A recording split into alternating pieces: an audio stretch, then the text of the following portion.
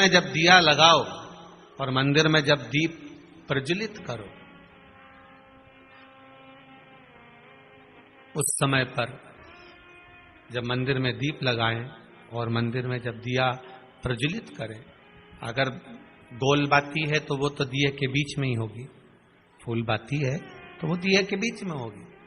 और मान लो अगर लंबी बाती लेकर गए हो, लंबी बाती को लेकर पहुंचे हो, तो अगर दीप लगा रहे हो, कामना रखकर लगा रहे हो कि मेरी ये कामना है, तो वो दीप का, बाती का मुख अपनी ओर रखना, पर कोई कामना नहीं। हम भगवान को केवल इसलिए रिझा रहे हैं कि मेरा भोलेनाथ मेरा भंडार भरे और मेरे घर में सुख समृद्धि दे। तो दीप की बाती का मुख भगवान की ओर होना चाहिए कि हमने तेरे भरोसे पर छोड़ दिया।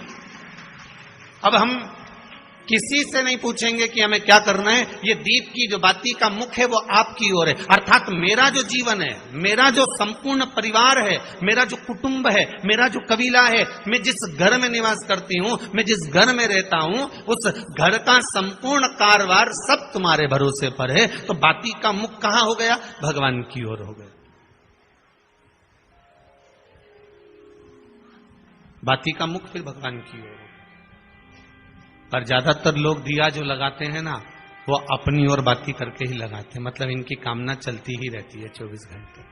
कुछ कुछ कामनाएं इनकी जागरूक रहती है, इनकी कामनाएं निरंतर रहती है। पर उस बाती में जब आप अपना संपूर्ण परिवार, संपूर्ण अपने परिवार का, दुकान हो, धंधा हो, व्यापार हो, व्यवसाय हो, चाहे आप जितना भी कार्य कर रहे हो, फैक्ट्रियां चला रहे हो, वो सब अपने भगवान के भरोसे पर दे दिया, भगवान की ओर दे दिया। तो इसका मतलब ये नहीं है कि बाती का मुख भगवान की ओर हो तो तुम भगवान के बिल्कुल करीब में ही बाती का मुख कर लगा दो और भगवान को मालूम पड़े चोट लग जाए, ऐसा भी नहीं।